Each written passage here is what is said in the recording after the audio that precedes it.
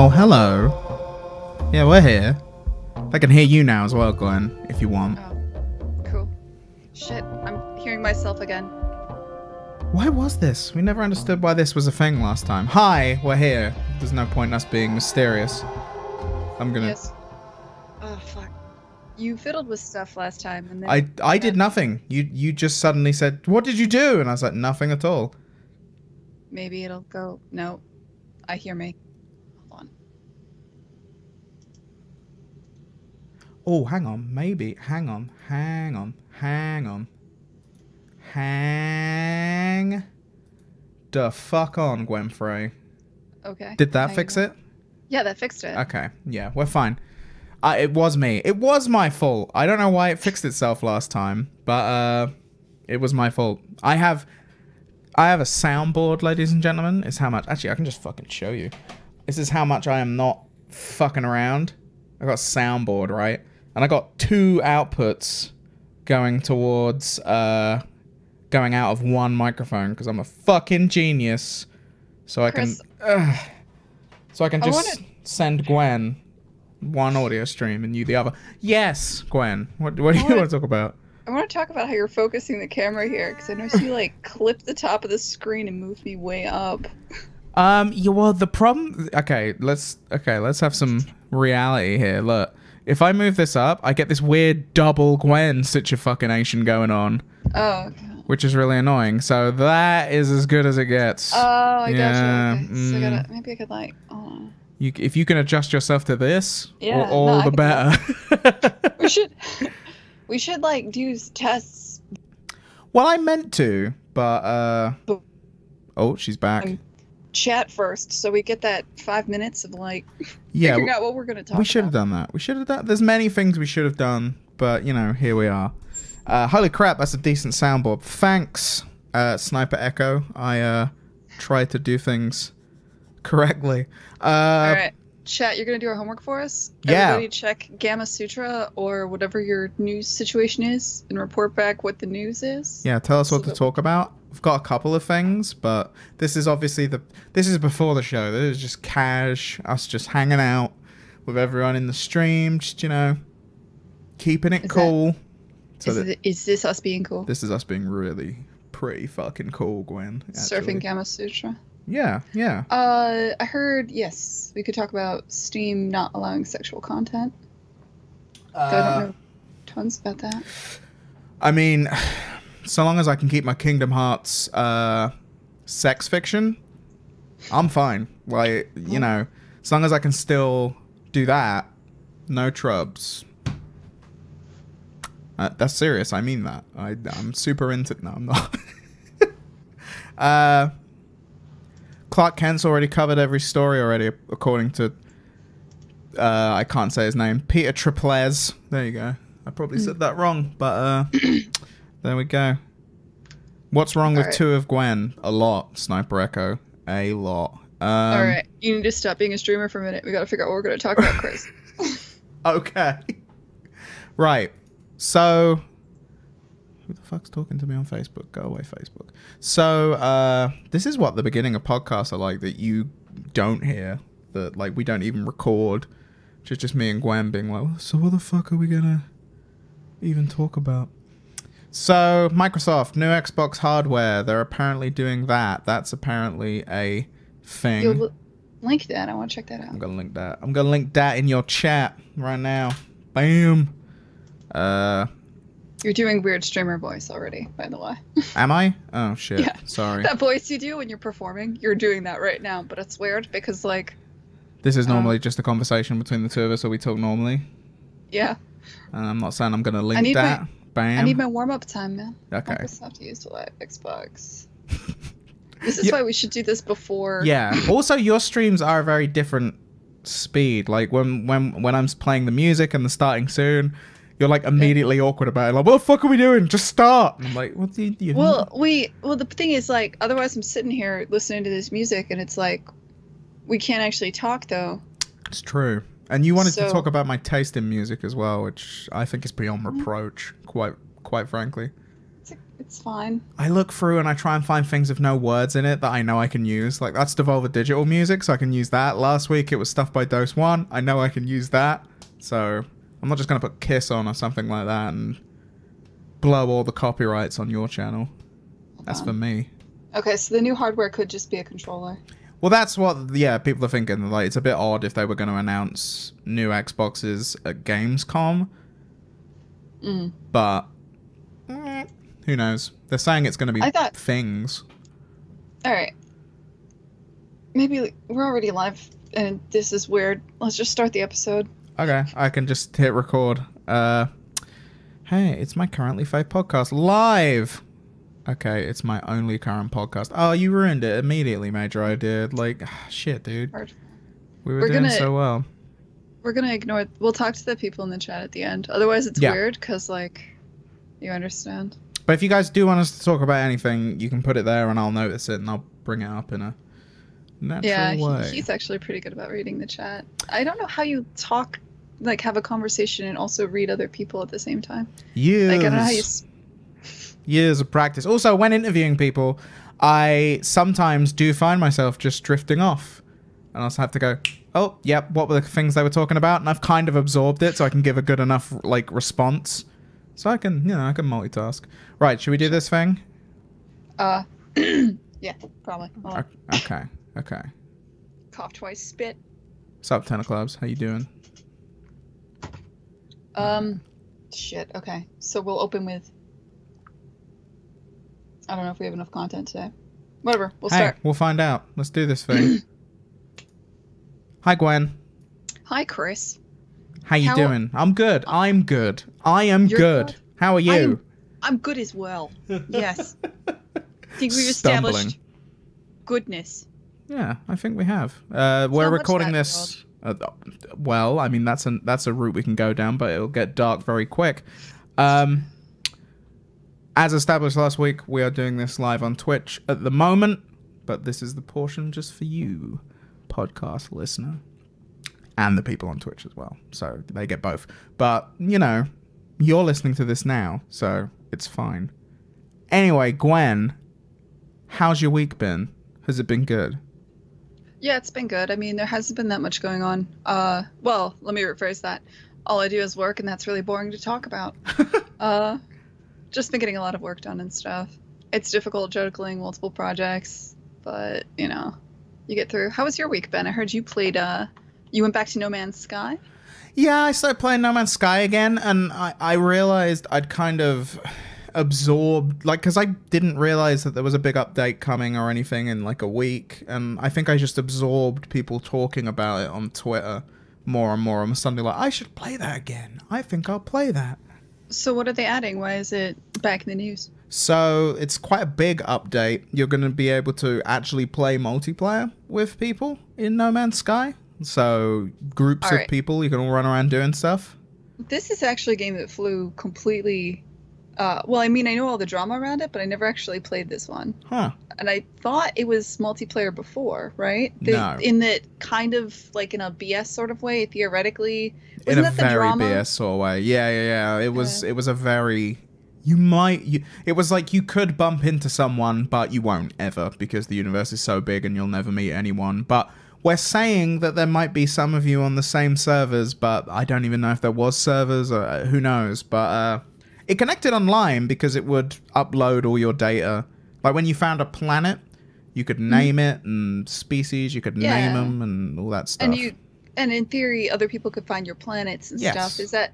But now the new multiplayer, I guess, must be more than that, in that, like, you will definitely run into people. You can play just with your friends. I couldn't tell whether you will bump into other people that you're not already playing with. The trailer very much made it look like you were just going to play with friends.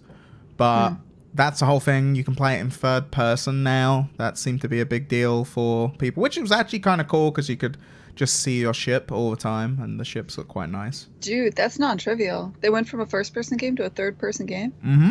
That's quite a big deal. Like, so that's not easy. And I will tell you, the last time I played the game, this was actually one of these, and you can't see this in recorded land, but this was when I was still working for quite big press here in the UK. Got one of those fancy, like, press editions that Sony send out, because Sony send out nice press editions. And I got it just before it came out, and I played it for, I think, 7 or 8 hours back when it came out a few years ago. And playing it now, they've added a lot and really changed kind of, especially the guided experience. They've added like quests and base building and... Man, that's so good. Like, that's so good. They had such a bumpy launch, and I felt it was heartbreaking because you come from AAA where I've never went through the what do you call it? Like if you're a designer in AAA, they'll at some point probably cart you out in front of the press, and you'll get like they'll train you. You'll get press training. Yeah. And you'll see behind the curtain just like exactly what you can and cannot say to the press. They'll tell you up front, like, here's all the gotchas that they're going to ask you. And so I felt like when we started our studio, Forrest already had that. Like, he's been through press training multiple times, so he knew what to do. Yeah. And he was very good about messaging, and I remember even all of us very early in every project we work on, there's kind of like, here are the adjectives that we use to describe things in the world, and here's the adjectives that we use to describe the game, and here's what we specifically do not use as adjectives. Yeah. And here's the features we talk about, and here's what we don't. Like, and this was like a constant rolling conversation of things like, this is not, the Flame and the Flood was post-societal, not post-apocalyptic. Oh. Like, it was down to just the repetition of certain words. Yeah. To make sure that certain words were picked up, right?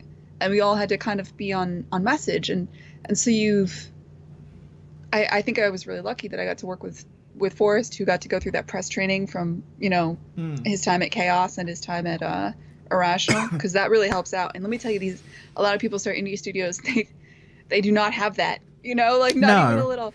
And they and the way you talk about your game, you have to be so careful to manage expectations and to make sure that you don't promise too much. Because I mean, we've been talking about this. It's possible people listening don't know the controversy, but I think No Man's Sky got a lot of bad flack when it came out, because what the expectations people had in their minds versus what the game actually was just did not correlate. No, not at all. I mean, the problem was, for me anyway, because I was in the press at the time of this game coming out, and I remember, like, at the time being like, man, I really want to interview, I think Sean Murray, I think is the guy's name. I really want to interview this guy because I want to sit him down and just be like, what is it? I go, well, but what is it? What do you do? I understand there's a quintillion stars and the imagination is power or whatever, but what do you actually do? Because at no point do I understand what I do in this game. And I think a lot of the problem that came from it was, like, they weren't vague. Like, there was trailers and all sorts of cool stuff and like a good 5-10 minute big presentations at Sony's E3 press conference. Like, it was a marquee game for Sony and the PlayStation 4. So there was a lot of effort put behind it, but I never got a sense of exactly what I will be doing. So it was like, now your imagination runs wild. Like, I know. And the thing is, when you first start a game, especially an experimental game or something like that, you might start with just a kernel of an idea, something that's fun, and you don't exactly know what the game is yet. And you're tempted because you found this kernel of idea, like this bit of fun, to go talk about it. But that's when you have to be the most careful. Yeah. Right? That's when you have to be the most careful. And if you've gone through this, you know this, right? But when things change so much early on and you feel like, especially if you've put together some kind of incredible tech demo or you found this piece of fun, just getting to that point takes so much effort that you want to scream from the rooftops and you want to show enough to gauge if people are interested. Like, it was important to show off certain things and be like, is there a market for this? Do people want an open world game with this kind of art style, with this kind of thing? You have to give them what you definitely know, just enough to see if you're on the kind of like, if there's a market and if you're on the right track, but without promising anything. I don't know. It's hard. And honestly, I don't know, like, hindsight's 2020. Who knows if it wasn't extremely hyped, maybe it wouldn't have gotten the funding that it got, and maybe it would have been nothing at all. And like, there's just no way to know how this could have gone. And it's really, really easy to say, like, if I was there, I'd do it differently. The truth is, if I was there, I wouldn't know what to do.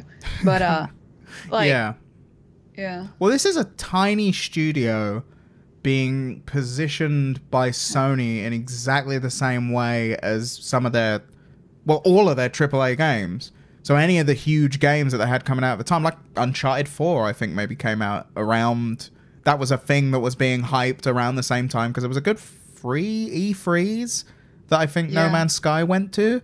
And dude, I love those Sony studios, but they're definitely like, I saw a talk, shoot, I'm trying to remember who gave it. But I know people that have worked at the different Sony studios, and they are definitely given a lot of freedom to create a very crafted cinematic experience. Yeah. And to really dream and go for it. And when you're surrounded by these big studios where everybody's doing that and you're encouraged to do that, I have nothing but love for that team and what they went through, because they had a hellish launch. Like people were cruel to them when they launched. They were angry. Like the like people wanted refunds. That was the general consensus that it was, and it was, we've been lied to, was the consensus at the time. Like this is not what we were promised. And I just remember, like, I remember before it came out, just a good month before it came out, thinking this isn't gonna be good. Like this isn't isn't gonna be good, but like this is never going to meet the expectations that are being put upon it. Like, because it can't, because the expectations are so huge. You're not launching an open world game. You're launching an open universe game where you can land on any planet, where every star you see in the sky has planets around it, and you can land on every single one of those planets, and they'll have different things on them, and different animals, and different things to find, and it's like, in all of them, in every single one, like, wow. So, okay, what do you do? Because on initial launch, it was sort of like the first hour was pretty cool because it was kind of guided. And then it was just like, away you go. And then you kind of land on planets and just do the same thing over and over and over and over and over and over again. Just land, mine for stuff to keep your ship going, go to another planet, and that's the other rinse thing. and repeat. A lot of those games, they don't kind of become fun until the end when you've got all the pieces in and you're massaging all the pieces, you know, because like I've worked on a roguelike where it was extremely repetitive and it took a long time to find the loop where it wasn't super boring. It didn't stop being boring until the very end, and you just have to have faith that that'll happen. And this is true. Like, there's people, especially indies, tend to assume that games, you start out with it being fun and it's fun like the whole way through. You find the kernel of fun and you build around it, but that's not the case for certain kinds of genres, right? Like, for instance, the best example is an open world RPG is definitely not fun until you have a certain critical mass of items, until you have a certain number of the pieces in place. Those games aren't fun. They're really boring and stupid, and the initial core loop, like what games are you thinking of? Well, not to like crash on a game, but like, sure. Do you mean like a Skyrim? Like any large open world. Well, any large open world RPG. Until you have a large amount of content, you need to give this, because the loop there is like, I go out, I kill things, I get items, I equip things. Do you mean an online thing? That makes me any Skyrim is fine. Oh, okay, I got you. Sorry. Yeah, until you have like a certain number of things to kill and things to loot to feel more powerful, the game's not fun. And so that doesn't happen for a while, right? Like, it takes a while to build up enough stuff for that game to be fun. And this is true also for games where you've got like a lot of knobs to tune, games where I suspect No Man's Sky, they were hoping that it would just become, or they were planning on it becoming more fun towards the end, because they were like, okay, once you have enough things to mine and you can start building out different tech trees or whatever, and you can start exploring and feeling more powerful as you progress through the game will be fun. But it's not fun yet because we just don't have all this stuff. That, I think, a part of the problem was that there never was stuff. Like, there wasn't quests. There was like I think like 3 threads of things you could pick up. So like there was a missing person that you could find, and then there was get to the center of the universe, and there was also like follow the main plot, basically. And you could complete those at the time if you were like, okay, what I'm going to do is I'm going to do this one thing. and you could do those quite quickly, like at the time, in comparison to I think what people thought they were going to be doing in the game. And then the rest of it just felt empty, which is weird for like there was a lot of things. Like I remember the trailers, there was stuff where he'd say like, and here is a space battle that you will fly by and you can pick a side and be a part, and that just wasn't a thing like when you started playing it. And it seems like it's gonna be now. This next trailer had those in again. It definitely seemed to, not as much as like a Fable or a Peter Molyneux game, but it had a sprinkle of that where it was like you could see this man was really passionate and excited, but I don't know if necessarily everything had been figured out, or if you're like, we're working on this right now, and it was like maybe 2 years down the line it turned out like, oh. And also they had that incident, didn't they have an incident where their studios flooded and they lost like a bunch of progress during development, as I recall, as well? That's so weird to me. I mean, that's insane. Yeah, which sucked. And I swear there's like Hello Games. I think, is it Hello Games that made that? I've got the fucking thing right here. I could just look. The thing is, Hello Games, yeah. There's like 10 of them or something. Like it's a very small team of people. And you usually, I don't know. Like I said, a lot of this just comes down to this is a slightly inexperienced team, or they didn't have the experience being AAA first. No, I mean they'd done. I think it was Joe Danger was their game before that. Yeah, and like backing up, having your Perforce on being hosted by Amazon somewhere that's not physically in the same place as your computers is like, it's something once you reach a certain budget level, you know to do. Like there's just certain things. They learn their lessons. They learn them all the hard way. That sucks. But is their new expansion much better? Is it like really improved? So the game in and of itself definitely is much better than it was when I last played it. And when I loaded up my save, it was like 2 years, like 2016 was the last time I played it, and started playing it again. They have seemingly continued to put a lot of work into it, and there also seems to be a community behind it now, because I was streaming it not aware that I was streaming at the same time as this announcement trailer was about to happen. So I suddenly had lots of people popping up while I was playing it, talking to me about No Man's Sky and shit, and then being like, fucking trailer's dropping soon, dude, this is going to be amazing. We don't know if it, because they've been running this ARG since the first update, or like leading to this trailer, which has been a few years, like of this ARG they've been doing has been running, and they've been doing all kinds of cool stuff, but it kind of, because of the initial like, nah, it's terrible, it definitely fell off the radar. But they're doing seemingly quite a big blast. I need to turn screensavers off. Sorry, that's really annoying. They're doing quite. No, that's good for them, man. Because like I would have abandoned the game. Like I mean, I don't know what I would have done, but I feel like if I was in their shoes and I had such a rocky launch, I don't know if I would have stuck through it. And that takes a lot for them to have decided to do that. I don't know. Like I don't know their situation as well as I probably should as an indie, but like, good for them. That's great. It is, and it also, like I said, it just kind of feels like this update. It feels like this could have been No Man's Sky 2. Yeah. Looking at the trailer, like just watching the trailer, it looks like a new game in No Man's Sky. Like it's like, oh, it's third person now, and you can do multiplayer with, like, it looked like 4 people at once and go exploring the galaxy, which makes a big difference, like, honest, because the galaxy is kind of quiet for a galaxy. Having it be a space where you can talk with friends, I think is going to make a big difference for a lot of people, and explore together and stuff like that.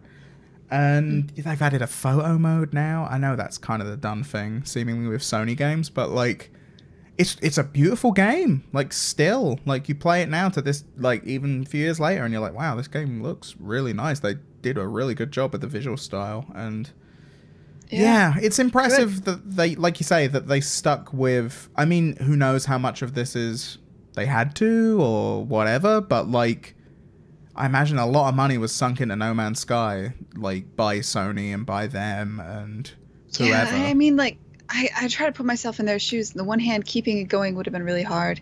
On the other hand, you still do have a studio with a lot of money, and it's not like you can just releasing a new title, starting to spin up something else on the heels of that would have been difficult. Like if they just started making No Man's Sky 2 and then released this as No Man's Sky 2, obviously the press would have lynched them. Like it would have been terrible. It would have been like, oh, okay, so it's doing all the things that you said the first one would do. but this time you gotta buy it again. You're like, oh. Yeah. So yeah, this is a free update. Like it's not a paid thing, so That's great. yeah. This is good. This is a good story. Yeah, they seem to be doing well, and the people that popped that, well, like I said, this was a video game that people I didn't know popped into while I was streaming it to be like, hey man, you play, like one guy literally came in and was like, hey man, just trying to help out people playing No Man's Sky from the beginning. Like, if you need anything, I'll be in the chat. And it was like, oh, okay. So there's a community around this game of people that are super into it and are doing stuff like that and are following all these updates and ARG stuff and things like that. So That's good. They came out during a good time too, because it is a slow news week. yeah, There is not a ton has not a lot happened. going on. Yeah, I mean, there's the new Xbox hardware being announced at Gamescom, but no one's really setting phases for excitement with that one. So it's Yeah. Oh, I thought Microsoft had a really strong showing at E3. Comparatively, I thought they did a really good job. I thought it was a little bit weird at E3 that they were just kind of like, also, we're working on a console. No details, just like, yeah. that's a thing. Goodbye, peace, smoke bomb. I got the feeling that they did that because you think if Joe Chris is sitting here in England and it's like, feels like they're not going to make consoles anymore, feels like it's going towards an Intel kind of style way of doing things. That definitely felt like a response to articles like that in a way of saying, because they said, and we are committed to the Xbox and we are going to be doing more. There's going to be more consoles, like plural, and like we're doing this. Like, look at these studios we've purchased and look at this stuff. It's like, that just kind of felt like a reaffirming of like, no, we're still doing, Microsoft is still doing the Xbox. Like, that's still happening. So don't think it's not and report that it's not. That's true, especially coming on the heels of right before that, the president of Ubisoft was saying that this will be the last console generation. This next one.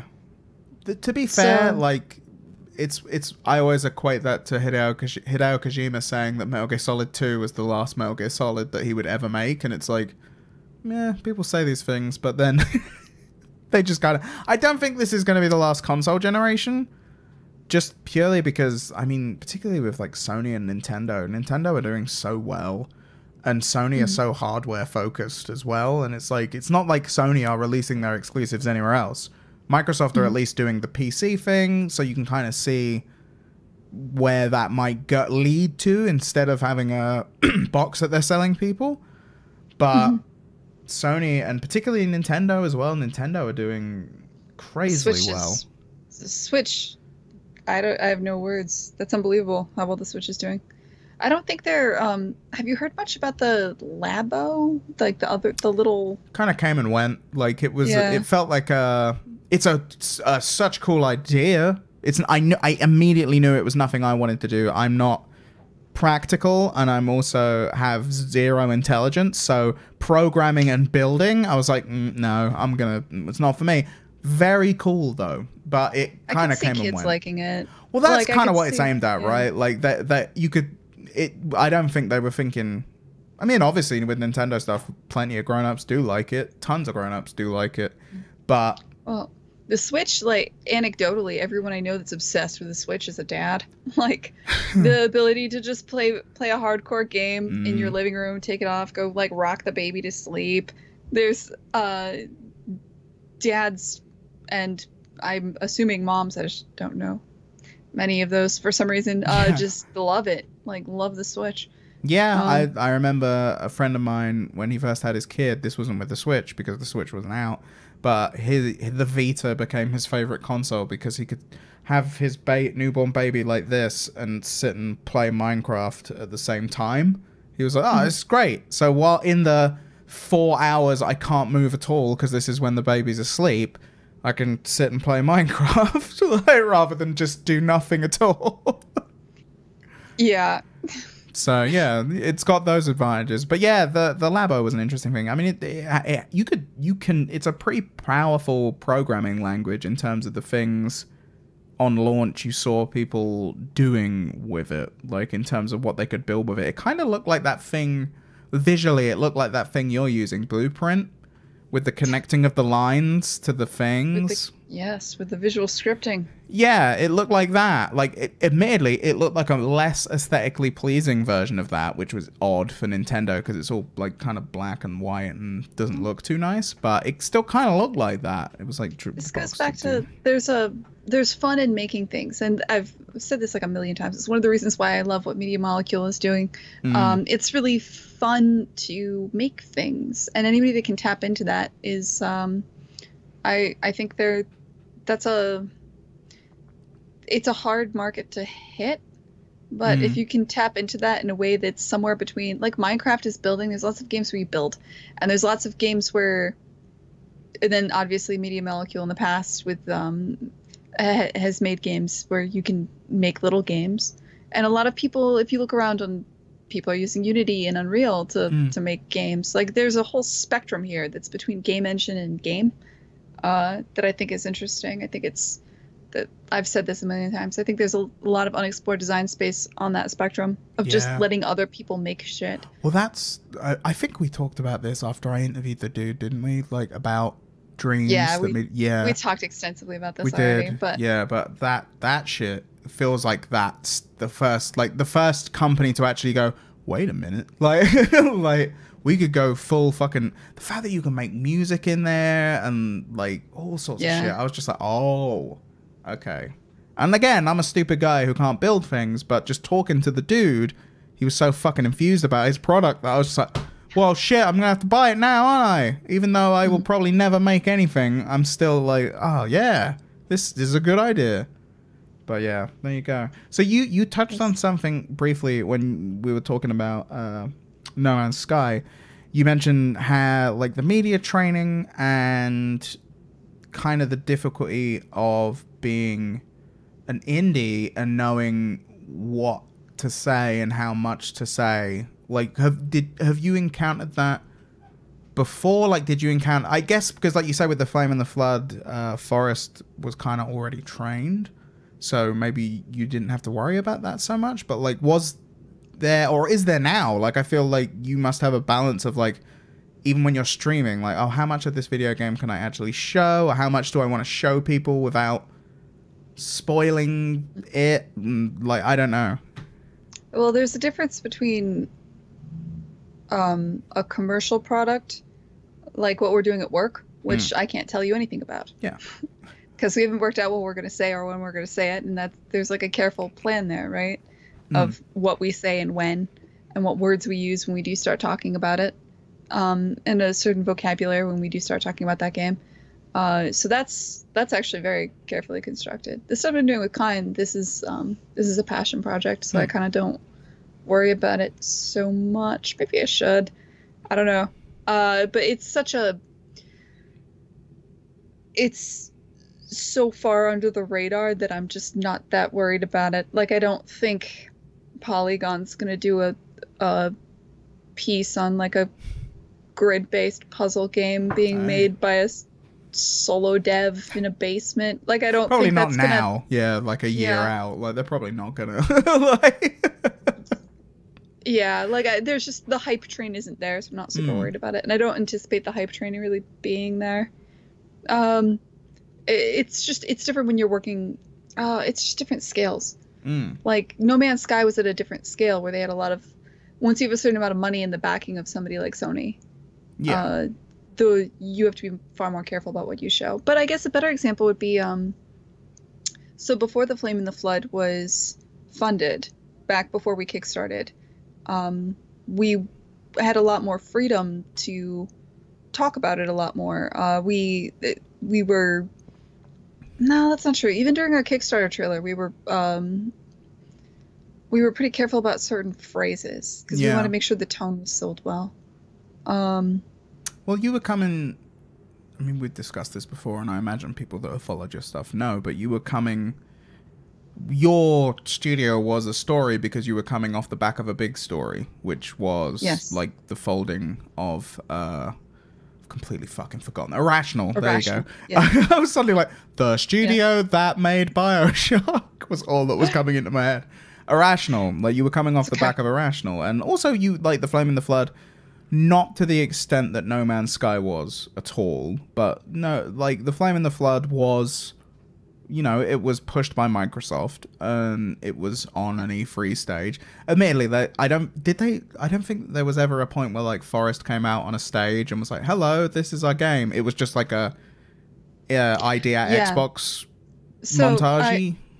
ID at Xbox does a montage of like 20 games, usually in a very short trailer each year at E3, and we were in that, which was great. And I loved, like, working with Microsoft for us for this project was fantastic. Like, they were an incredibly good partner, and I have nothing but love for what that team pulled off for us. And I could go into that extensively, but I think I've gone into that before.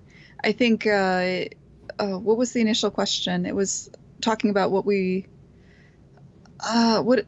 we came off of BioShock Infinite, we formed the studio, we kind of knew what we wanted to make, but we basically only said certain words that we debated even before the Kickstarter trailer if we were going to use the word roguelike or roguelite, because there was debate in the community over what those words mean, because words have meaning. We still debated those words very heavily, but I think what the difference is I'm trying to do, like, open development. We didn't do open dev at all at the Molasses Flood, and we're still not doing it. Open dev is kind of the idea that you develop a game live with a community, and so you can't do that, right? Like, people are watching me figure out what the words are live on Twitch, practicing saying the words live on Twitch. Like, it's completely open, so there's you can't have that veil. But I don't think I'm promising anything. I don't know. It just feels very different for some reason. Like, that feels like a commercial. The stuff I do at the Molasses Flood it's indie, but it's definitely commercial indie. Do you understand what I'm saying? Yeah, I understand. There is actually on gamesindustry.biz, speaking of Idea Xbox, a story about Chris Charla, I think is the name. Yeah, if I'm pronouncing that right. Because it's next month will be the 5-year anniversary of Idea Xbox. And it's him talking about 5 years of Idea Xbox and the biggest successes, pain points, and conventional wisdom on when to announce and release independent games. Okay, so I was drinking with Chris Charlo one time at shit. Gwen's getting to the fucking good stories immediately. One time after Gamescom, I was out there showing. This was a nightmare show, but I believe we discussed showing your Gamescom times. That I think that will be. Is that the Brown Day or Brown Food? No. That was Irrational. This is something to do with the toilet. The episode title has something to do with the toilet. Because there was a story about you going to a toilet, or trying to go to a toilet at Gamescom. No, that one was E3. Was that E3? We're getting them all twisted, man. Jeez, maybe. That might, but I'm sure we talked about Gamescom in that. Yeah. Anyway, carry on. This is why we can't do this live, because now we can't cut out the parts where we're like, what? No, these bits are good. I was trying to think of a callback, so I'll be like, go to that episode, you can hear the whole story. I think it's that episode. Something to do with the toilet. I'll look it up. Anyway, so... cut this bit. See, she says that, but it's not going to happen now. But this is how podcast recordings normally work. Gwen says we should cut that bit, which makes me cut it. And I go like, oh, fuck. Now I have to work out the flow of the sentences. I'm still gonna make you cut it, man. We gotta do it right, man. All right. Anyway, standard. So you're at Gamescom. You're drinking with Chris. Oh God, yeah. So I actually have a story about that. So I was at Gamescom. After Gamescom one night, I was actually drinking with Chris Charla, and I remember this is like me fucking up terribly. It was like, because it's rare that you get to, talk to somebody that important. And we were talking about, we were talking about ID at Xbox and what Sony was doing versus ID at Xbox. And he was like, well, I mean, I don't remember who, but somebody in the conversation had brought up that perhaps Sony was doing better by indies or whatever. And Chris Charles like, well, Gwen, I mean, what would you do? Gwen, what would you do if you were me? How would you change ID to Xbox? And he said that to me, but you have to understand, I was starving, and a waitress came by with these little finger food cheeseburgers right at that moment. And I was just like, Chris, I don't know what I would do about that, but those cheeseburgers look delicious. And he was like, hell yeah. And then we both ate little cheeseburgers. That's cool.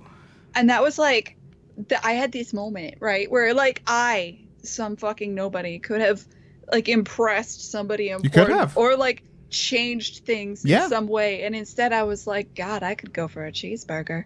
I know from producerial roles that having conversations with people, sometimes you can have a half-hour conversation with someone where they're talking about all their ideas, and there's always one nugget in there somewhere where you're like, that's good, I can use that, that's a good idea, well done. But you just went pure cheeseburger, which is just like, man, there was that opportunity and I threw it away. I was just like, there was no part of Gamescom that was like me doing the right thing. Like, it was all just terrible. Yeah, good work. I had a bad time. How did you guys end up with ID? Like, how did you end up with Xbox? Like, how did that come about? We kickstarted our game, and we wanted one of our stretch goals was to be on the Xbox, and we did not hit that stretch goal. We hit all the stretch goals before that one, and we failed to hit that one. And why was that a stretch goal? Like, what was the? It's not like you just hit a button and come out on the Xbox. Like, there's a certain amount of engineering work that has to go into it, right? Okay. So it's more time and stuff like that to submit the game to Microsoft and all that shit. It's time to submit it. It's also just a programmer's work. Like, somebody's got to make it work on it. Yes, exactly. So you'd either have to pay a programmer or, use some programmer time, and time is money, so forth. Do you know, I don't... That's fucking stupid, but you know what? I don't think I've ever thought of that, and I don't know if people necessarily do as much. Like, when they'll say stuff like, just put it on the Switch, put it on the fucking Switch. You're like, no, I have to do things. I can't just make that happen. I need to do stuff. It needs to be we need to change things. Yeah, you gotta rework the code. The worst for that is a lot of people will get really upset about Linux. This is like a standard thing. Yes, if you talk to I anybody. remember. Yeah, you saying once Linux. Yeah. People are like, why isn't it coming out on Linux? Like, 10 people are playing it on Linux right now. Like, 10. That's it. You're all angry, but there's not fucking many of you. Like, well, I mean, there's a much smaller user base for Linux, and it's not free. It's not trivial. Like, it's a lot of work to. You have to have a programmer rework your code base to work on Linux. Like, it just doesn't happen automatically. And I know, like, that's like an ROI thing, right? It's like, man, so that's like an ROI thing. Like, you're looking at that like, man, we're going to put a lot of work into this. And how many are you actually definitely going to buy it? Like, Forrest actually did a really nice breakdown on our forums of like what it costs to port to Linux versus how much money we would get out of it. And it was like, we will lose a lot of our investment if we come out on Linux. And people, you expect people to be like, bullshit, but actually people took it pretty well. They were like, you know what, okay, that was like, your math checks out, man. Well, it is honestly, like, I think, because community management is a very difficult thing, but that is a very good thing to do, like, to just come out honestly when you are being truthful and be like, we would lose money. Like, you'd have to be a super dick to be angry at a company about that. Well, fuck you, I still want it. It's like, come on, man. like, do you have them all night? Yeah. So so Microsoft, you had the stretch goal and you didn't meet it. We didn't hit the stretch goal. So Microsoft reached out to us and they said they would help us put it on the Xbox. Oh shit, they just reached out to you. Yep. And we worked out a deal with them, and it was great. They helped us out. We got it on the Xbox. They once you become part of the ID at Xbox program, there's a certain number of devs that they'll really get behind and back, and we just happened to be one of them. They took our game and they showed it at Gamescom, for instance. Like, we didn't buy a booth space at Gamescom. Microsoft, if you go to any of these big shows, you'll know Microsoft has a large booth. Yes. And they'll show off a couple of games they're working on and some number of indie games, and they seem to, it's magic. You don't know which indie games they choose. They seem to choose them. They'll pick like the ones that make their portfolio look really good. So if you happen to be releasing, like, if somebody else was making kind of a artistic roguelike at the same time, they would pick the best between the two, for instance. They want like a diversity of kinds of games and looks and things. They Makes a want lot of stuff that makes sense. yeah. But if you happen to be like lucky and one of their, you know, darlings, like I'll call it darlings. Yeah. There's a handful of darlings that got shown off quite a bit, and we were one of them. So we were they showed our game at Gamescom, at E3, at a couple of separate press events. They always organized before each show, like before Gamescom, they had a pre-Gamescom show that was just Microsoft games where they would show our game just to the press, and they'd invite us to talk directly to the press. Nice. That was huge. Like, we would have been nothing without that. Yeah. I cannot. I'm not kidding when I say the partnership with Microsoft is something that I really, like. That was a huge advantage we didn't realize we had, like, that we would get. It was extremely beneficial to us. This is something I honestly think it's wise to try very hard to make partners like this that have this kind of visibility, these intangible things. I think a lot of people, when they look at publishing deals, when they look at who they can partner with, they think mostly about money, but they don't think about, like, this is a partner that can show my game off at shows, which was huge for us. Well, yeah. Having that. I mean, if you're in Microsoft's E3 presentation, I know just from being press, if you're in that E3 presentation, I can guarantee you I'm going to get at least 1 to 2 articles out of every single fucking indie game that is in that presentation, because you're going to talk about everything that was in Microsoft's presentation. So being in that is going to get you way more traction than not being in that, right? Oh, yeah. And I mean, it's not just... I found... So Microsoft for us was extremely beneficial. The fact that Epic put us up in their booth at GDC, that was incredibly cool. Beneficial and good. There's deals we didn't get that I think are interesting. There are other things people can pursue, like if you have friends at Intel or NVIDIA, that can be very beneficial just for if you're doing something technically impressive and you want compatibility testing, for instance. NVIDIA, Intel, a lot of these large tech companies can do a great deal of compatibility testing for you, can really run your game or your tech or whatever you're doing through the ringer. That's cool. But they'll do things like NVIDIA, they want to make sure things run well in their hardware. Yeah.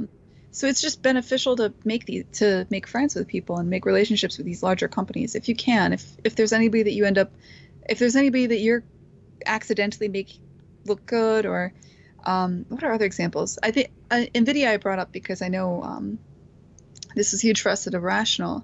Liz in BioShock Infinite had that cloth skirt. I've said before, like, we did nothing to do with that. NVIDIA was working on Apex Cloth. They were working closely with Epic, and they wanted to have some flagship game that showed off Apex Cloth. This is something that we saw a tech demo at GDC. This was before I joined Irrational. And they agreed to help us get Apex Cloth up and running on Liz. And she was like, basically, they were working on Apex Cloth at the same time as we were developing BioShock Infinite. And they were working to make Apex Cloth work as well as possible using Liz. Yeah. And then eventually, because of that, we had this nice flowing skirt in game, and we could use Apex Cloth in game. But they did all the work for it. We didn't pay them shit, right? Like, that was free. They wanted to have this awesome tech working in a live game. And there's a lot of things like that you don't think about, opportunities that you just kind of gotta, that are hard to find, and you just kind of gotta try to sense when they come up. Some of it's luck, some of it's just talking to people and figuring out what other people want, and always trying to think of, like, how you could help out someone else. Like, especially these larger companies, is there something you can do that'll showcase their stuff? Because it's impossible to stand out as a small indie dev. You can't go it alone. And I think and that doesn't necessarily mean that you need to pursue a publisher. I don't necessarily think the best deals in the industry are the ones where you get money. Yeah, I agree. I mean, even the ones that even 2 developers that spring to mind, Rami and John Blow, like, that can kind of stand alone now. Like, John Blow's first big game that I always forget the name of. Braid. Braid was a real big. Microsoft pushed the shit out of that on the Xbox 360 with Xbox Live Arcade, and it was huge. Like, that's where I remember that game from. I remember that being the first thing I saw on Xbox Live Arcade, along with, like, Super Meat Boy coming out a little while after. That's what I associated with anyway, so, like, that was just me playing games at the time. And also Rami being with Devolver for, like, one of his games. It was like, okay, well, that's, like, for, I think it was Loose Rousers? I think that was Devolver. Pretty sure that was Loose Rousers. But yeah, like, you begin those, like, relationships with people, and that's going to help you get known so you can do stuff on your own. I guess it's my point. Yeah. I don't know. I thought Braid was on the E3 stage for Sony. Oh, but maybe it was a very long time ago. It was a long time ago. I don't, like, this was pre me, like, even not living in my parents' house. Like, this was a while ago. Like, yeah. So I don't remember, but I definitely remember it being on the Xbox 360, and I remember that being where I discovered that game existed. Mm-hmm. And I think what you brought up with Devolver is true too. I think there's a lot to a publisher that is what do you call it? Devolver's very good at having a presence in a portfolio and connecting to the media. How do I put this? So it goes back to what I was saying before, is the most important thing you get, or some of the strongest relationships you get, are not necessarily money. I do think if you're going to go for somebody, like, if you're going to have a partnership with ID at Xbox or Devolver or something like this, you should definitely get money so that they get a percentage on the back end, because you want them to have skin in the game. Yeah, 100%. And you want them to be incentivized to push your stuff. I think that's important. But I think what makes maybe Devolver or certain publishers that I respect Annapurna quite a bit, mostly because I think they're very careful about curating what's in their portfolio. Yeah. And they release a lot of games that are very similar, which I think is an interesting, not similar, but like they seem to have a through line and a sort of voice as a publisher, which I think is interesting. Well, Devolver have a similar thing. Like, you can kind of think of a Devolver game. I mean, they do have, like, you can kind of challenge that kind of easily because they do have those outliers that are out there, but there definitely is that Devolver kind of thing. I know you love Devolver. Well, I worked for them. That was that was and also I was going to say, like, I know how much fucking work they put into, like, promoting and publishing and fucking I've seen the whole thing, so it's like, yes. And that's the thing. It's not a lot of if you're indie, it's important to know which publishers are the good ones that do that and which ones aren't. Because there are a certain number that just aren't. Like, there's certain publishers that are, they give you money and then they walk away. And that's not the best publishing deal in my mind. I would personally, for me, for how I would run a business, I would much rather work with a publisher that has a voice or is present at shows or can demonstrate through their backlog that they've worked hard to promote their games. And I do think Rami is a really good voice for Devolver. He talks them up quite a bit too. Yeah, I mean, honestly, like, not just speaking as someone that worked for them for like a few years, but also like just being it's the same as like in Microsoft situation, but like if you're a Devolver game, you're in the Devolver booth, you're at the Devolver E3 lot, which means the amount of work that goes into making that parking lot across the street like happen, like, and the press will go and visit that and all of that shit, and your games are there, and they're a good publisher to be with if you're going to be with a publisher. Well, I mean, it is strategic. I mean, part of it is, so you have to do a certain amount of calculus where you're like, okay, if I bring in somebody and I give them a certain percentage of my game, I need to make sure that the pie is bigger. Like, if your profit is a pie.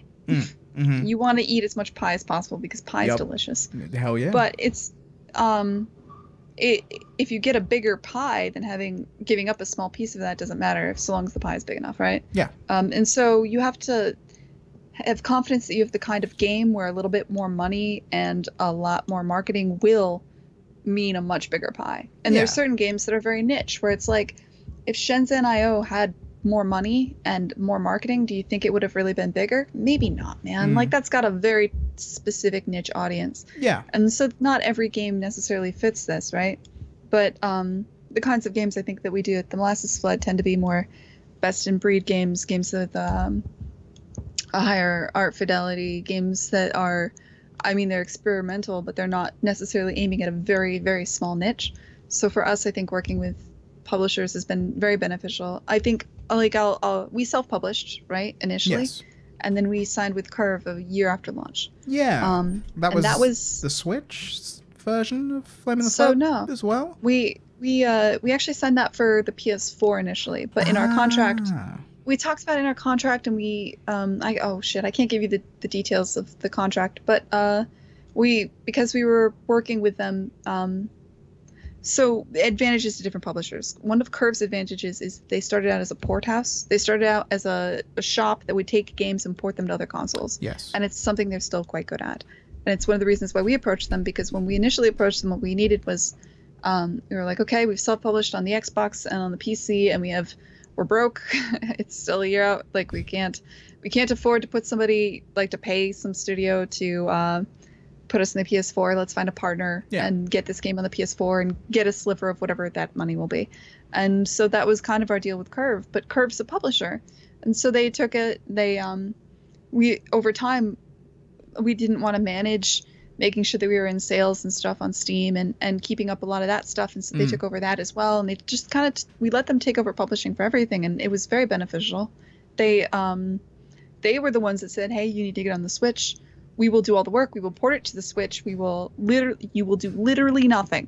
Just let us put your game on the Switch, because my God, we smell something coming here. And they did it for us. That Switch. They're like, this is going to do well. Like, thank goodness that they were our publisher. We would not have had that. Like, we did very well on the Switch, and honestly, it was largely because we were signed with Curve. Yeah.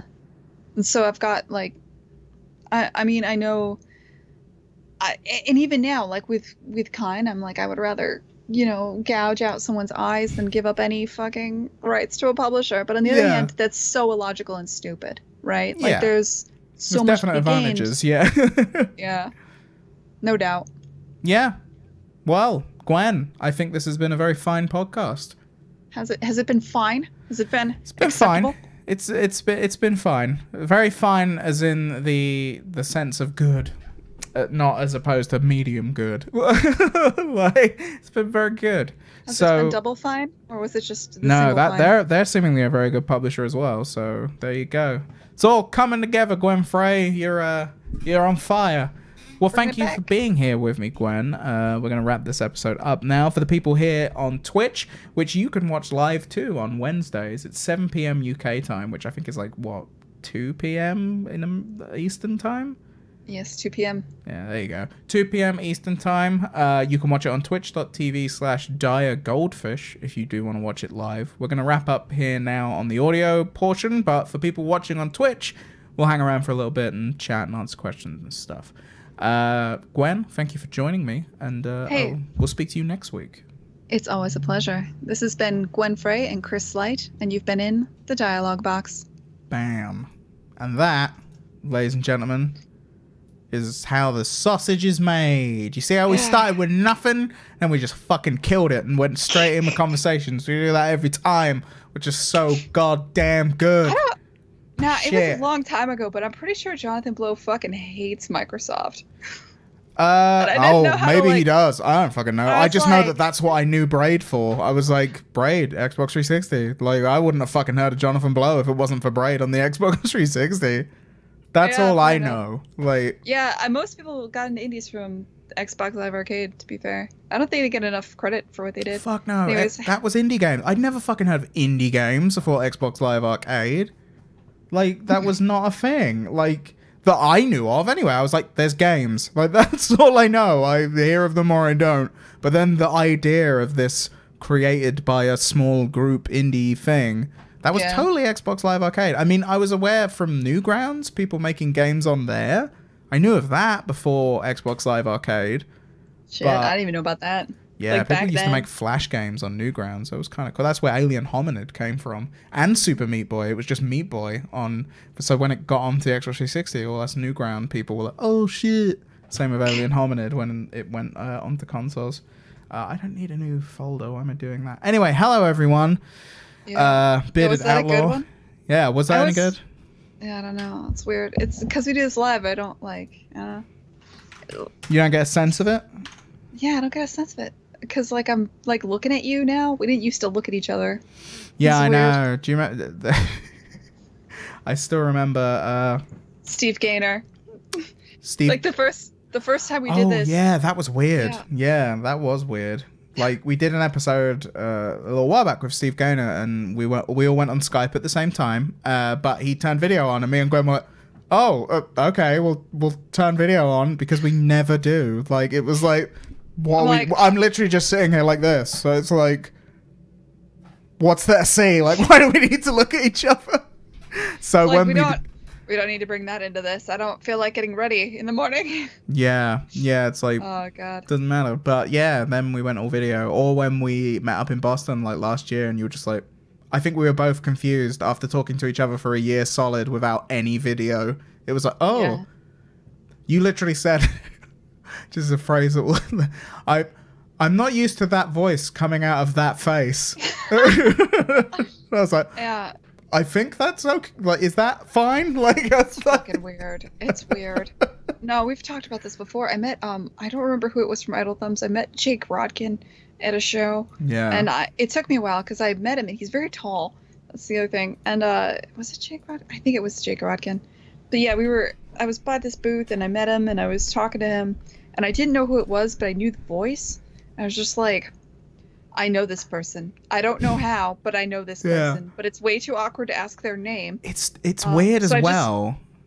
Because he definitely, I pretended that I knew him and he definitely went along with it. Yeah. And neither of us knew who the other one was until a little bit later. And I was like, oh, I know where I know that voice. I've never actually met him. Shit. Like, well, like, it's when I think when you listen to someone talk, like, if you're a bit like a podcast, or like I have an example. I recently listened to a biography by Paul Stanley, because I was like, I've been getting into Kiss over the last month. Fuck it, I'll listen to this on Audible. And after like 8 hours of listening to one person talk about their life, you get to the end of it and you're like, I feel like I know this person. Like I've heard him talk so much that I'm like, oh, I have a sense of who you are and where you've been, and hey, man, what's up? Like, they're like, no, I don't, like, at all. But I guess, like, it's even weirder when we met up, because it was like, we've been talking for, like, a year, and then it was like, yeah. Oh, we have physical bodies? What the fuck are these? Like, what do we look? Super weird. Super weird, man. But yeah, anyway, hi, people in chat. Waster, hey, what's up, buddy? See, there you go, that's the voice for you. Lard, I remember talking to a Gear Gauntlet dev about how he preferred Idea Xbox. I've not heard of Gear Gauntlet, but it seems like the way forward. So yeah, we can talk about whatever now. So if there's anything you want us to talk about, please feel free. Yeah, I think Idea Xbox initially got a lot of flack, and I think like for one thing, it used to be Xbox Live Arcade. I don't know. I think with they rebranded ID at Xbox with the Xbox One, right? Yeah, that was when I felt... Yeah, I think it was. Yeah. Yeah, and they totally shook up the team. They've totally shaken up the team a couple of times. I don't think Lancer. I mean, it's a struggle because there's so many people that want to be on there, and then there's so many people that are on there, and then there's the reality that of the 150 odd people that are releasing on Xbox. Yeah. Or on the what do you call it? On ID at Xbox in any given year, they can't have them all at every show. I know Katie Perez, who is my contact there, who I adore. I still love her. She's perfect, so obviously she left ID at Xbox. She's at Mixer now. And here we are streaming on Twitch like fools. I know. Yeah. Anyway. Sharks. But she would always try really hard to do things like at each of those press events I was talking about, she would put together like a flip book that is every game, like one card for every single game that's coming out on 98 Xbox that year. She's like, look, we couldn't bring everybody here because obviously that's impossible. But here, she gave them to the press. She's like, here's every game we're doing. Please look through these. The press never did. Oh, really? They're just like, oh, more swag.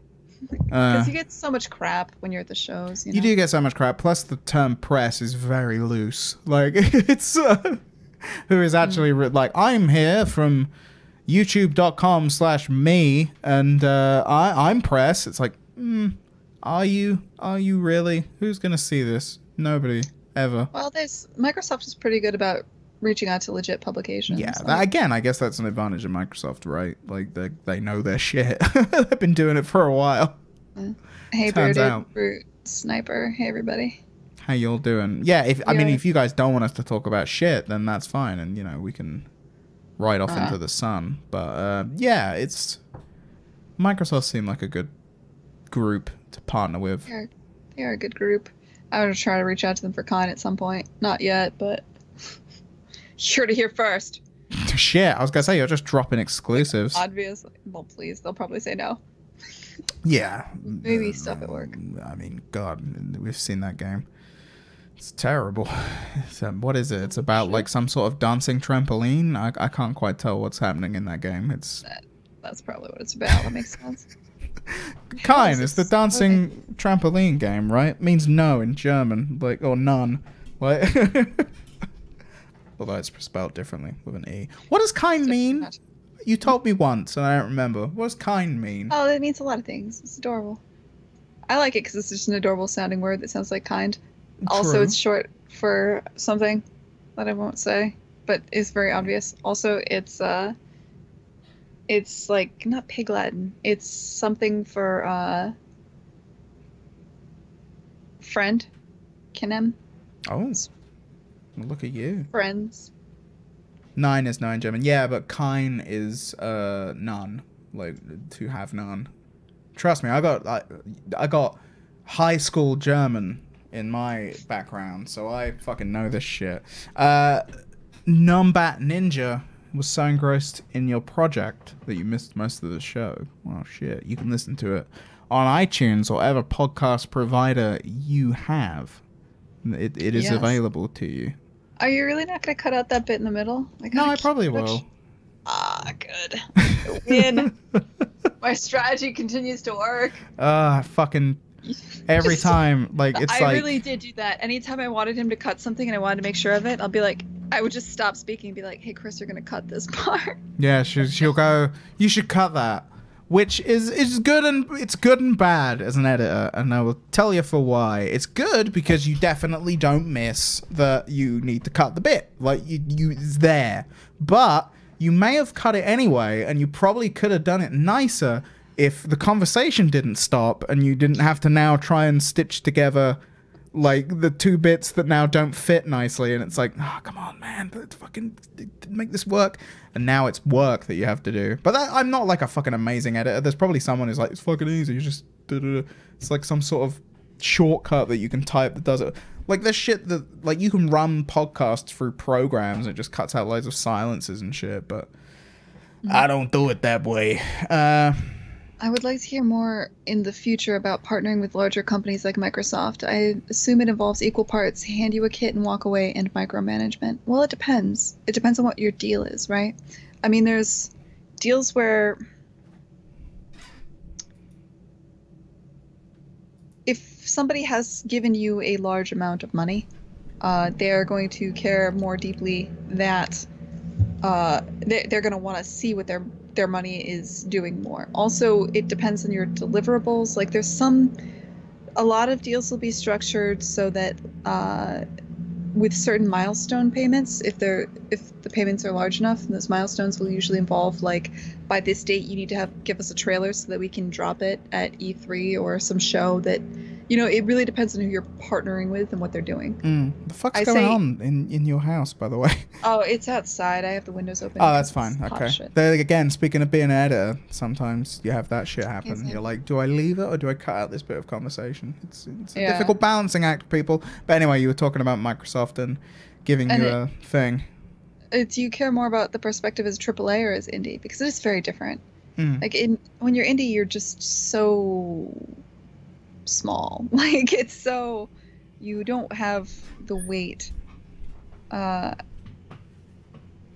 don't know how to put it.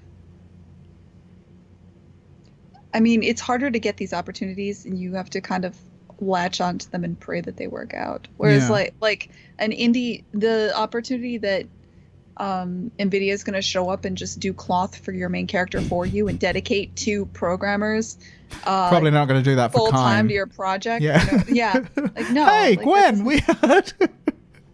This is a great deal for both of us. Like, we're going to make this whole new thing. Yeah, probably not. Bioshock Infinite was a more sure bet, I think, for them, where they were like, we can see how this works for us nicely as a thing to show. There's times when you end up making somebody's... What you have to do is you have to sit down and you're like, who do I make look good? Who could I make look good? It's a combination of thinking about what is it I'm already doing for other people? What is it I could be doing for other people with very little effort? Like, how do I make my goals and someone else's goals align? Makes sense. Lil Sarah Lee had a question saying, is there any locations you could point to get solid advice about seeking publishers? Like, I mean, there's a lot of resources online, and GDC talks about what to look for in different publishers. Some of them are being given by publishers, which is pretty I was going to say, I know Nigel from Devolver did quite a good one. I think it's called You Don't Need a Fucking Publisher or something like that, which was from Nigel from Devolver, which is one of the few I've watched, because obviously I know Nigel, so I remember it coming out and being like, oh shit, Nigel did a talk. So that's quite good. But yeah, GDC talks are invaluable for all of that shit. Yeah, I would look through a lot of that, and then I would... I mean, keep in mind that sort of thing takes a really long time. I think you have to think about what you value too. Like personally, I value, for any game I've worked on, I really value making exactly the game I want to make. Yeah. Which means it's very beneficial to have already established exactly what kind of game you're going to be making. Yeah. And like, if it's already done, they can't be like, oh, but we thought you would do that. Like, no, you saw, I gave you the fucking prototype. Like, this is the game we're making. Sarah, not changing. What stuff do you specifically want to know? Because maybe Gwen, who's sitting here right now on the internet and actually knows about this shit to a degree, could answer your questions while we're here. So yeah, there we go. But the other side of that, Waster, is like, it's easy to say, oh, just basically have the game like playable and done before you go to a publisher, but it's not reality for certain kinds of games or certain things. No. That works really well for that works well for us because we're indie, and like by the time Microsoft was not our publisher, by the way. We self-published. We just Microsoft they helped us come out on the Xbox and so forth. But like and so we so that's a different kind of a relationship. But they had absolutely no say in the game actually whatsoever, because they were not a publisher. Yeah, plus I think there's got to be a difference between compromising your vision versus like listening to advice. Like, sure, I would never go with the attitude of like, I will not change a single fucking thing, this is my vision. Whereas if someone comes to you, being open to advice and compromise, I don't think is necessarily a bad thing. I do know that back in the day, because I know I had a friend that was working at ID at Xbox, or sorry, at Xbox Live Arcade back in the day. And so I know stuff about that. And I know back then, before the ID at Xbox program, back in the XBLA whatever program, the way they viewed it was, we have these resources that we can use towards these indie games. For example, we have focus testers and a studio that can focus test your game, and we can tell you exactly how to make your game more marketable to the world at large. Here's our data. Aren't you happy? And indies were like, fuck no, we're not happy. I don't give a fuck about your focus testing. And they're like, but this is the service we're providing you. Why aren't you listening? And so there was a lot of friction early on, because and part of it was just like Microsoft was trying to be helpful. Indies didn't want that, especially initially. And I do know there was pushback there. They're not the worst. I've heard of far worse from other places. Obviously, if you go with this is not something you'll run into as an indie. As an indie, you're not going to be published by Activision or EA, unless you're like. Have that indie thing. EA, they do now. Yes. Yeah, they do now. That's Triple I. That's Triple I. That's looking for Triple I. Well, that's for somebody who wants it's like that's a $5 million budget game. Yeah. I don't think if you're making a $5 million budget game, you're not asking for advice from me. Maybe you are, but we're having a conversation somewhere not live on Twitch, right? Like, I would imagine, yeah. So. Those are the publishers where you hear, like in AAA, if you work for a studio that's part of EA or Activision, when people talk about publishers, you hear horror stories. A lot of them come from those kinds of situations, where you your studio is owned by a large publisher and they have marketing data that says that if your game does not have multiplayer, then everyone will sell your game back to GameStop. So God damn it, it doesn't matter what you want, your game better fucking have multiplayer. Yeah. Like and that's just kind of like, that's the reality of being a part of a studio that is owned by a large publisher.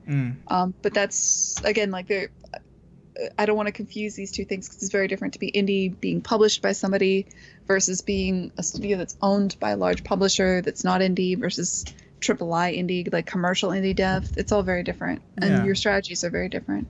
So Sarah said that they have a friend who's making a survival-based game for nearly 2 years now, elements that are in no other survival game, and he's currently looking into how to get a publisher on board. I mean, just pitching them, I know that's easier said than done, I guess, but like, I don't know. I guess just from being the person that was like, again, I worked with Devolver in as much as I was a streamer for Devolver, but because it's kind of a small company, I got to know everyone and what they did there, and there are like people in that company that a big part of their job is finding new games to look at and that they could potentially publish and stuff like that. So these people exist and are out there. So I mean, that's definitely an element.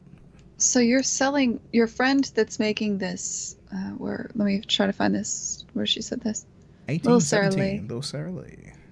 I have a friend making a survival game with nearly 2 years on it. So I would start with, no matter what you're doing, you're going to be marketing this game. Whether you're initially marketing it out to the world or you're marketing it to a publisher, you're marketing it. And there's lots of resources online for, if you're putting together a pitch for a publisher, how to get your deck together.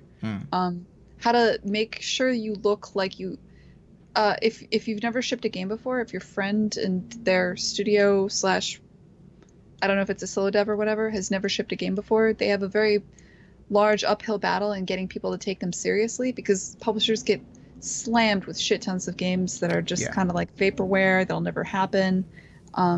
So having a playable prototype and having a decent pitch deck. Fuck yeah. Definitely very important. Very important. And there's loads of resources online for how to get that stuff together. Just a Google search away, I would imagine. Yes. But take that very seriously. Make sure you show it to some people. Make sure you find some friends that you can show it to before you even show it to the other people you want to show it to. And think about who you want to work with as a publisher. Like, there's just a lot to that. But until you've done the legwork of putting together, getting your playable prototype somewhere that's really easy, if possible, I find, like, get your playable prototype on Steam. It takes $100 to get a fucking Steam account, put a game on it. It takes literally like half an afternoon to put your .exe up on Steam, so that you can just give a publisher a Steam key, and that makes you look so much more professional than like emailing somebody an exe. Like, I don't know why people still do that. I wouldn't take someone seriously if they couldn't be bothered to, like, well, I don't know if I would. I'm not a publisher. I just think it takes very little effort these days to have a code that you can send people and shit. Stay Thirsty 90. How do you get 2 large pizzas for the price of 1? 2 for Tuesday. That is how you do that. It is on Tuesdays. It is 2 for Tuesday. There you go. I've answered that for you. Peter has asked us, I'm not going to try and say your last name again, purely because you said I did well at it the first time, but clearly not perfect. So how important would you say it is when looking for publishers to attend networking events to show off your game, as opposed to just through email? And Stay Thirsty, I clearly am a man that knows about pizzas. Don't you fucking worry about it. Okay, so how important is it for are you close to publishing to a large networking event? It's hard to say. I think if you're close to, like, if you're in Boston, California, Seattle, London, if you're somewhere and there's a publishing event coming on, that's definitely really useful. Obviously reach out to them a good solid month. Reach out to every publisher you can think of a month before the event and get them their Steam keys so that they can play and have an idea of who they're talking to. The actual event is just, it's a time when, if they're interested in you, they can talk to you and you can start hashing out details and what you're looking for in each other. That's not a time for them to be playing your game. They should have already played your game like a couple weeks before the event. I agree. I know for, like, just again, from being at events with a publisher, I know that the worst time to walk up to these people and say, can I pitch you my game, is like at PAX or at E3 or something like that, that is not, they're so busy, and they're, unless you have a meeting already planned, which I've seen happen. There has been a few, like there's definitely at PAXs, I know for a fact that meetings have happened where it's been like, oh, well, I'm going to talk to these people about potentially doing a thing. But walking up to them on the show floor and saying like, hi, can I talk about my game? Is like, no, like, sorry, man, not now. Like, we're really busy. Like, I've got 100 things to do. So in that sort of event, maybe not. I don't know so much about like whether there are things like mixers or whatever. Like, there probably are, right? Like publishers that arrange events where they're like, we'll be here at a place and you can come and show us your video game, like specifically. I don't know if that happens, but I mean, specifically, I don't expect you to answer that. It's easier. I think like just reaching out to people online, and I know it's rough cold calling people. If possible, if you can get an intro to a publisher, that always goes a lot further. But reaching out to them ahead of an event, getting them your demo before the event with the intention of, especially if you mentioned in the initial email, like, hey, I'm going to be at this event. Here is a playable prototype for my game. Here's the pitch deck for my game. If you're interested, we can meet up at GDC, whatever event you're going to.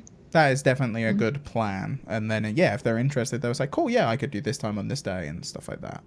And if they're not, if you're in a country where like that's not possible, I wouldn't fret too much. Like, yeah, I agree. You can, you'll find a way to meet up. You'll probably meet face to face, but it's very easy to do a lot of this stuff over Skype. Very true. Anyway. Very true. Michael Mayhem had quite a large thing there. I can echo the sentiments. I worked under an industry veteran who received and gave many pitches. His best advice was pitch deck quality and personal verbal pitch quality. Practice the pitch of other people and figure out the answers to the questions that will be asked before they get asked. A confident pitch person who could give instant answers were always a huge impact. Very true. Very true. I imagine someone who is good at pitching doesn't hurt. Like, yes, that would be part of it. Yeah. All right, I think we're done here, Chris. I think the questions have trickled down. I believe so. Yeah. Unless there's anything pressing anyone wants to throw at us right now. Thank you very much for joining us. This is our second attempt at doing this live. We hope you enjoyed this is it. a slow news week too. I think we did all right. Yeah. It's also one thing. No problem, Sarah. Thank you, Sarah. The podcast definitely suffers from the fact that both of us, like, this isn't all we do.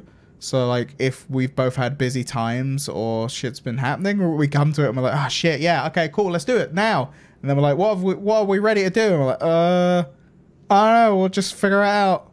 Hey, you got 20 bits from... Numbat, that's what he does. No, he throws 20 cents at you. It's like, there you go. Usually 10. You. I think 10 cents is for you, man. 10 cents. Hey, he doubled it because I'm here. I want my cut. Obba's here as well. I'll send it to you.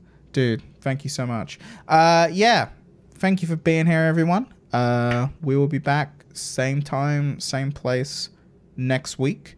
We greatly appreciate it. And I will play some more questionably good music. Actually, Gwen, what do you want me to put on? We'll figure it out next week, man. I don't know. Okay, I'm just going to play the same fucking thing I was playing again. Oh, wait. For leaving? We need leaving music?